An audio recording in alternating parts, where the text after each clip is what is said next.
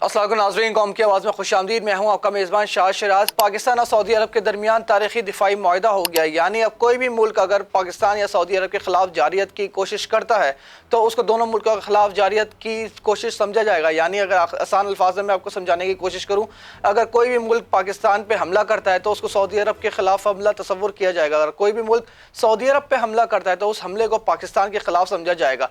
इसके साथ साथ नाज़रीन, दूसरी बड़ी कामयाबी कल पाकिस्तान को हासिल हुई है वो ये है कि खाना काबा शरीफ और मस्जिद नबी की हिफाजत की जिम्मेदारी भी पाकिस्तान को मिल गई है। यानी अब पाकिस्तान सऊदी अरब के साथ खाना काबा और मस्जिद नबी की हिफाजत करेगा।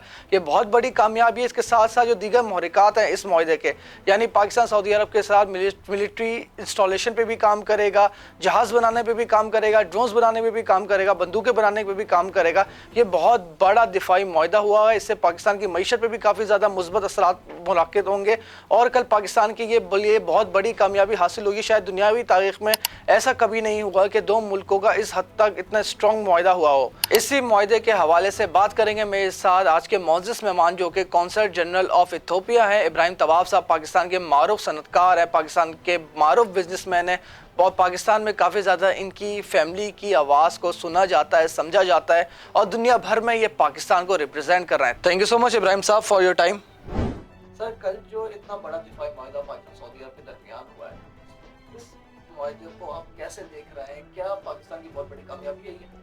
बिस्मिल्लाहिर्रहमानिर्रहीम। देखिए जी, सबसे पहली बात तो ये है कि ये जो म्यूचुअल डिफेंस एग्रीमेंट हुआ है इसकी बेसिस क्या है, और मैं समझता हूँ कि ये एक तारीख का, एक हिस्ट्री में एक बहुत बड़ा दिन है, क्योंकि ऐसे म्यूचुअल एग्रीमेंट्स ना आपके किसी और मुल्कों के साथ नहीं हुए। वैसे तो आपका हर वक्त साथ चाइना ने भी दिया है, टर्की ने भी दिया है, मगर इस तरह का डिफेंस एग्रीमेंट आपका किसी के साथ भी नहीं। और पाकिस्तान और सऊदी अरेबिया की एक बहुत बड़ी हिस्ट्री है जहाँ पे डिफेंस की बात की जाती है, म्यूचुअल आर्मी कोऑपरेशन की बात की जाती है, इकोनॉमिक कोऑपरेशन की बात की जाती है। तो सऊदी और पाकिस्तान का एक बहुत पुराना ताल्लुक है और एक बड़ा डीप ताल्लुक है। तो मैं समझता हूँ कि मेरी नज़र में तो ये एक बहुत बहुत ज़बरदस्त और एक बड़ा तारीखी दिन था, जिसमें सऊदी अरब पाकिस्तान के साथ आके खड़ा हो गया है कि हर अच्छे बुरे वक्त में हमारे साथ हमारा एक दोस्त खड़ा रहेगा। तो सर, पूरे जो मुआहदा ये हुआ है इसमें काबा शरीफ और मस्जिद नबी की जिम्मेदारी का शर्फ पाकिस्तान को हासिल हो गया है, तो सर ऐसे इसकी टाइमिंग काफ़ी ज़्यादा अहम और ऐसे वक्त में की गई जब इसराइल की जानिब से कतर पर हमला किया गया था। सर, आप कैसे देख रहे हैं कि कल को ये डर था अरब जो मिडिल ईस्ट की दीगर कंट्रीज है कि इसराइल के खिलाफ भी ऐसी बड़ी कार्रवाई कर सकते हैं? देखिए, सबसे पहली बात तो ये है कि आज पूरी दुनिया आपकी आर्म फोर्सेस को मानती है। जो आपकी हमारी आर्म फोर्सेस ने इंडिया के साथ पिछले दिनों में कर दिया है, ये मैं समझता हूँ कि सिर्फ मिडल ईस्ट या हमारे अरब ममालिक या मुस्लिम ममालिक ने नहीं देखा, ये पूरी दुनिया ने देखा है कि हमारी आर्म फोर्सेस और हमारी आर्मी हमारे मार्शल के अंडर चलती हुई, हमारे आर्मी चीफ के अंडर, ये फोर्स बड़ी स्ट्रॉन्ग फोर्स है और इसके साथ हर बंदा, अब आप देखिएगा, आने वाले दिनों में अलाइन होता चला जाएगा। क्या आप आज से कुछ सालों पहले ये सोच सकते थे कि दूसरे ममालिक हमारे साथ हमें देखेंगे, हमारी तरफ देखेंगे? चाइना जैसे ममालिक हमारी तरफ हमारी फोर्सेस को लुक फॉरवर्ड करेंगे। अल्हम्दुलिल्लाह, अल्हम्दुलिल्लाह मैं समझता हूँ कि बड़ा ज़बरदस्त दिन है और गुड टाइम्स टू कम, क्योंकि ये सिर्फ एक शुरुआत है। यहाँ से हमारी अल्लाह ताला की तरफ से ये, जिसको कहते हैं ना, एक ब्लेसिंग इन डिस्गाइज थी कि आप देखें इस वॉर के बाद से पाकिस्तान का इमेज पूरी दुनिया में बदल चुका है। आज पाकिस्तान वो नहीं है जो पाकिस्तान इस वॉर से पहले। आज हमारा सर शुरू है और अल्हम्दुलिल्लाह, आप अगर एक ब्रॉडर कैटेगरी में इसको देखें तो ये चीज़ नज़र आती है, ये चीज़ रिफ्लेक्ट होती है, ये हमारे अपने लोगों की बॉडी लैंग्वेज में ये चीज़ नज़र आती है। और इसमें मैं एक बड़ा रोल कहता हूँ कि प्ले किया है हमारे farmer foreign minister Bilawal Bhutto साहब ने भी, जिन्होंने हमारा जो पॉइंट ऑफ व्यू है वो पूरी दुनिया के सामने रखा और जिस तरीके से वो बयान किया, मैं समझता हूँ वो भी काबिल तारीफ है। तो सर, अभी हम मौजूदा सूरत हाल देख रहे हैं, इसराइल की जानिब से कहीं ना कहीं कि पाकिस्तान को भी मारी जाती है। अभी जो 2 रोज कबल भी इजरायली वज़ीर-ए-आज़म की तरफ से खिताब किया गया, वो बार-बार पाकिस्तान का हवाला दे रहा है कि मैंने वो ये जवाब बनाने की कोशिश कर रहा है जो मैंने कतर पे हमला किया, मैंने वही हरकत करी है जो अमेरिका ने 2012 में पाकिस्तान के अंदर घुस के उसामा बिन लादेन को मारा। तो सर, कहीं ना कहीं फ्यूचर आपको लगता है इसलिए आपकी काफ़ी ज़्यादा अहम नजरें होती हैं तमाम मौज़ूआत पे कि इसराइल पाकिस्तान के खिलाफ एक बड़ी जारियत कर सकता है? देखिए, इस वक्त इस मुआहदे की बिला शक व शुबा जो वजूहात हैं वो इसराइल का लास्ट जो हमला था कतर पे वो है। ये इस बात को डिनाई नहीं किया जा सकता। मगर ऐसे जो डिफेंस एग्रीमेंट्स हैं ये ओवरनाइट नहीं बने जाते।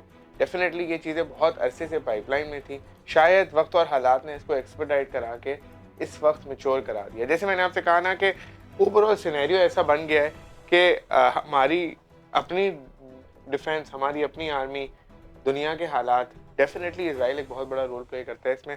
और आज बदकिस्मती से मुस्लिम उम्मा एक साथ खड़ी भी नहीं थी। मैं बड़ा एप्रिशिएट करता हूँ ये जो कतर में कॉन्फ्रेंस हुई, मुस्लिम उम्मा साथ आके खड़ी हुई।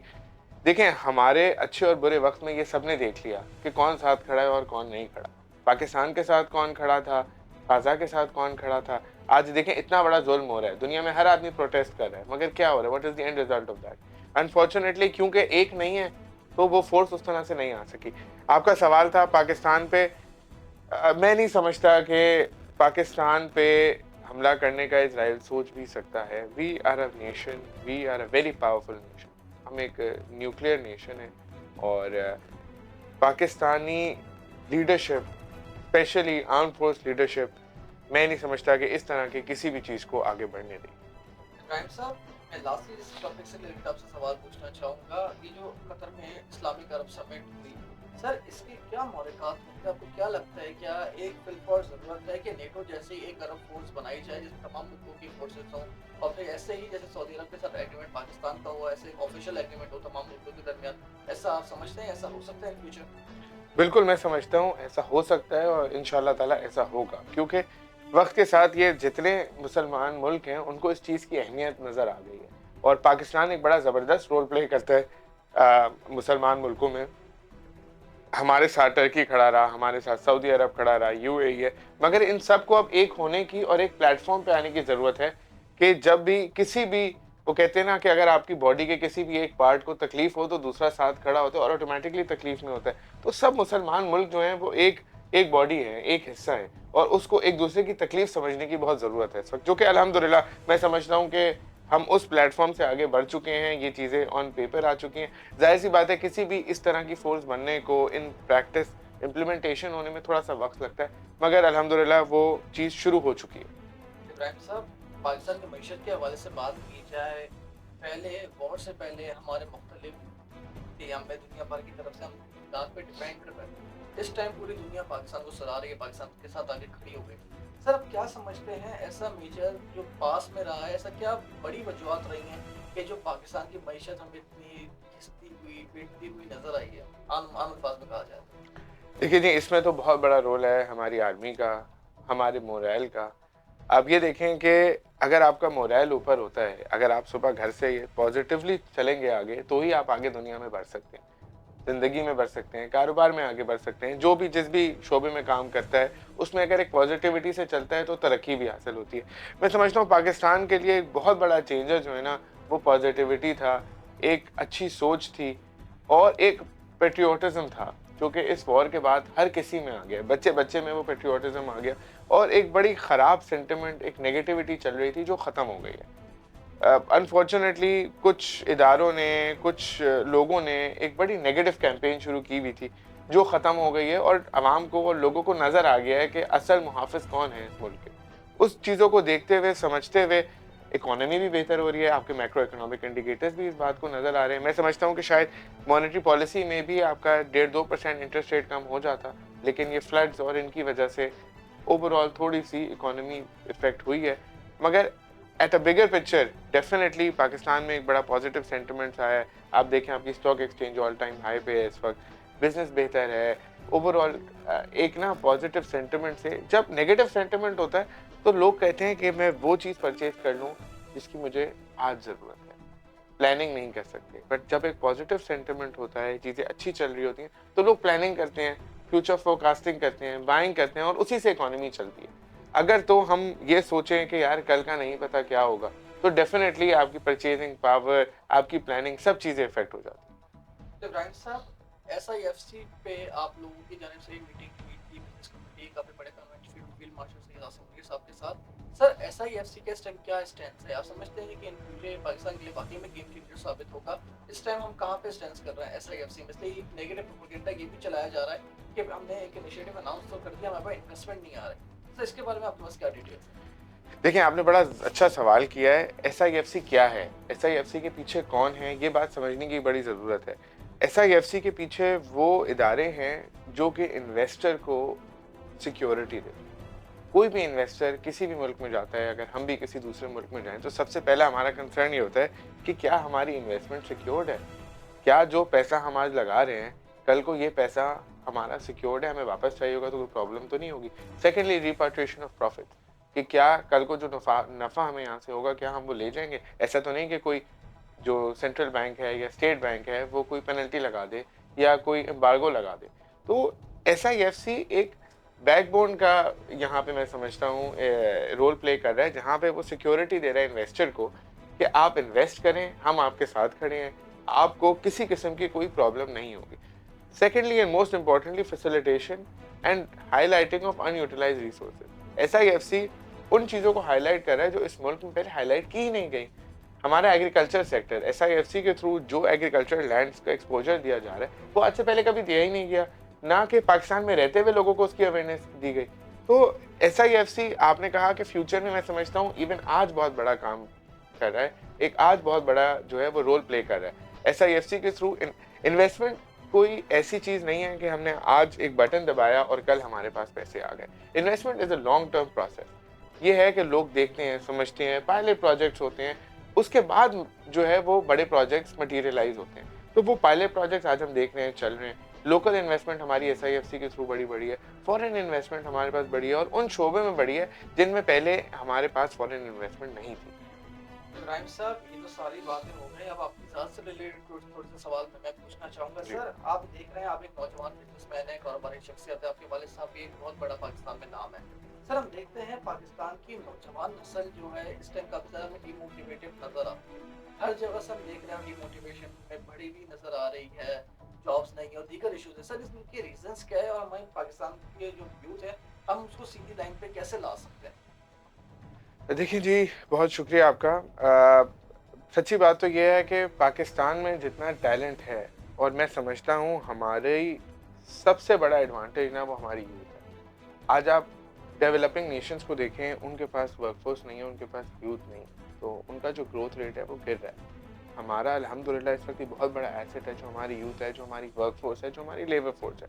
अब बात आपने की कि इनको किस तरह, वो जो डीमोटिवेशन है उसको मोटिवेट किस तरह किया जाए और इसको पॉजिटिवली किस तरह चैनलाइज किया जाए। देखिए, डीमोटिवेशन की वजह क्या है? डीमोटिवेशन की वजह ये है कि उनके पास वो मौके नहीं है, वो अपॉर्चुनिटीज़ नहीं है, जिसको मैं कहूँ कि अगर और विद सोशल मीडिया, और वो हम हर आदमी चाहता है कि मैं ओवरनाइट अमीर हो जाऊँ। हमें बच्चों को साथ-साथ पढ़ाई के एक चैनलाइज करना होगा, एक तरबियत देनी होगी। हमारे यहाँ आप देखें कि अगर कोई आप बाहर मुल्कों में देखें, आप मैकडॉनल्ड्स जाएँ या किसी भी फास्ट फूड जाएँ, तो जितने वेटर्स और जितने लोग काम कर रहे होंगे वो पार्ट टाइम स्टूडेंट्स होते हैं। वो अपने पढ़ाई का खर्चा खुद उठाते हैं, साथ काम करके। मैंने भी इंग्लैंड में पढ़ा है, और जब मैं पढ़ रहा था तो साथ-साथ मैं एक as a student part time job भी करता था। वहाँ पे इस चीज़ को बुरा नहीं समझा जाता, क्योंकि ये एक कल्चर है, ये एक नॉर्म है, और मैं समझता हूँ वो एक ग्रूमिंग का और आगे बढ़ने का एक बड़ा ज़बरदस्त तरीका है। पाकिस्तान में इस चीज़ में लोग बड़ा बुरा समझते हैं, या कोई इसलिए काम करता है कि मैं बड़ा मजबूर हूँ, मेरे पास पैसे नहीं हैं। तो ये एक स्किल डेवलपमेंट भी है। सेकेंडली, मैं समझता हूँ कि वोकेशनल ट्रेनिंग की बहुत ज़रूरत है। यूनिवर्सिटी से डिग्री तो बच्चा ले लेता है, मगर डिग्री लेने के बाद वो जहाँ नौकरी के लिए जाता है, सबसे पहले उससे पूछा जाता है कि आपके पास एक्सपीरियंस क्या है। उस बच्चे का सवाल ये होता है कि मैं कल तो ग्रेजुएट हुआ हूँ, मुझसे ये एक्सपीरियंस का सवाल करें। बात ये है कि आप समर इंटर्नशिप्स कराएँ, वक़्त के साथ-साथ जिस तरह यूनिवर्सिटीज़ चल रही हैं, यूनिवर्सिटीज़ को प्रोग्राम्स कराने चाहिए, मेंटोरिंग करानी चाहिए, जो कि कुछ यूनिवर्सिटीज़ करा भी रही हैं, बट वो बहुत बड़े स्केल पे होना चाहिए कि उनको, बच्चों को विज़न तो पता हो अपना क्या करना है। हमारे यहाँ वो भेड़-चाल वाला हिसाब है कि जी बच्चा बड़ा होता है, वो कहता है जी माँ-बाप बता देते हैं जी कौन-सा सब्जेक्ट लो, वो सब्जेक्ट ले लेता है, वो उसकी डिग्री ले लेता है। जब डिग्री लेके हाथ में बाहर रोड पे निकलता है, जब वो पहली दफ़ा जॉब के लिए अप्लाई करता है, तब उसको पता चलता है कि स्किल रिक्वायर्ड क्या है। वरना उसको पता ही नहीं है कि क्या स्किल्स रिक्वायर्ड है। मैं अगर अपने पास किसी को एम्प्लॉय करना चाह रहा हूँ, तो मैं सबसे पहले देखूँगा उसके पास स्किल्स क्या हैं। वक़्त के साथ-साथ डिग्री की अहमियत कम और स्किल्स की अहमियत बढ़ती जा रही है। हमें उन स्किल्स को बच्चों तक ट्रांसलेट करने के डिफरेंट मैकेनिज़म्स बनाने हैं। मैम साहब, आपने इतनी सी छोटी सी एज में आप माशाल्लाह से काफ़ी ज़्यादा यंग हैं अभी, इतना बड़ा नाम है, एक कॉम्पिटिटिव कॉन्सेप्ट भी कि आप है एक कंट्री के। सर ये पूरी जर्नी अगर मैं आपसे पूछूं कि आपकी कैसे रही, आप इस मुकाम तक कैसे पहुंचे, इसके पीछे क्या ड्रॉबैक्स रहे, क्या ड्रॉबैक्स रहे, इसमें पूरी आपकी सिचुएशन कैसे रही? देखिए जी, बहुत शुक्रिया आपका। सबसे पहले तो जी अल्लाह का शुक्र है, अल्हम्दुलिल्लाह। ये कुछ चीज़ें होती हैं जो अल्लाह की तरफ से होती हैं, तो अल्लाह इज़ वेरी काइंड और मुझे ये मौका मिला कि मैं अपने मुल्क के लिए भी कुछ कर सकूं और साथ-साथ जैसे कि आपने बताया कि मैं इथियोपिया का ऑनरी कॉन्सुल जनरल कराची में, तो मैं इथियोपिया के लिए भी कुछ कर सकूं, जिस मुल्क ने मुझ पे ये ज़िम्मेदारी डाली। हमने जो है पाकिस्तान में इथियोपियन एयरलाइंस को इंट्रोड्यूस कराया आज से 2 साल पहले। अब कराची से वाहिद अफ्रीकन एयरलाइन है जो डायरेक्ट अफ्रीका कनेक्ट करती है। इसके साथ-साथ हमने पाकिस्तान से बहुत वाज़ेह तौर पे ट्रेड की इंक्रीमेंट हुई है।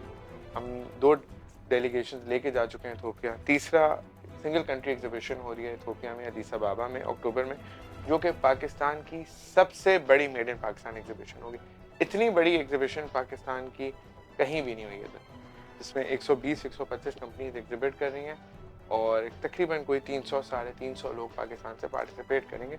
और इसका जो मकसद है, जो आइडिया है, वो पाकिस्तान के प्रोडक्ट्स को एक वर्जिन मार्केट में लेके आना, हमारे इंडस्ट्रियलिस्ट को एक नई मार्केट का एक्सपोजर देना और उन प्रोडक्ट्स के लिए ख़ास तौर पे जो कि नॉन ट्रेडिशनल प्रोडक्ट हैं। ये एक कोशिश है कि किसी तरह से हम, जो जैसे अभी आपने बात कही कि पाकिस्तान एक बड़े बुरे वक्त से गुजरा है, तो हमें वो बुरा वक्त दोबारा ना देखना पड़े। हमारी इंपोर्ट बेस्ड इकोनॉमी से हमें एक्सपोर्ट बेस्ड इकोनॉमी की तरफ जा सकें। मैं लास्टली आपसे सवाल पूछना चाहूँगा कि आप क्या समझते हैं जिस ट्रैक पे पाकिस्तान चल पड़ा है, अल्हम्दुलिल्लाह इन्वेस्टमेंट भी हमारे पास आ रही है, मॉडिफिकेशन के साथ कनेक्ट हो चुके हैं, दुनिया भर में पाकिस्तान की इज्जत में काफ़ी ज़्यादा पाकिस्तान का वक़ार बुलंद हो चुका है। सर आप क्या समझते हैं इन फ्यूचर वाक़ई में पाकिस्तान एशियन टाइगर बनने जा रहा है? देखिए जी, मैं समझता हूँ कि एशियन टाइगर का सफ़र शुरू हो चुका है और बहुत जल्दी इंशाल्लाह with in the next 5 years आप देखेंगे कि हम एशियन टाइगर होंगे। और इसमें बहुत बड़ा रोल हमारी आर्म फोर्सेस का है, जिन्होंने मैं ये वर्ड यूज़ करता हूँ कि इस नेशन को जो शायद भटक गया था, उसको सही जगह दिखाई। और आज हमारी फॉरेन पॉलिसी ऐसी है जो कि शायद पाकिस्तान की हिस्ट्री में कभी भी नहीं थी। आज सऊदी अरब जैसे मुल्क, चाइना जैसे मुल्क, टर्की जैसे मुल्क शाना बशाना आपके साथ आके खड़े हैं और यही मैं समझता हूँ एक मुल्क की सबसे बड़ी जीत होगी। Thank you so much sir for your time. नाज़रीन आपने पूरी गुफ्तगू सुनी, हम उम्मीद करते हैं कि आने वाले दिन पाकिस्तान के लिए मज़ीद बेहतर होंगे। अपना बहुत ज़्यादा ख्याल रखिएगा। पाकिस्तान जिंदाबाद। तो अगर पसंद अपना फीडबैक ज़रूर दीजिए। Dates of right. Voice of nation की वीडियोस देखने के लिए हमारा चैनल सब्सक्राइब कीजिए और बेल के आइकॉन पर क्लिक कीजिए ताकि आप हमारी तमाम आने वाली वीडियो से बाखबर रह सकें।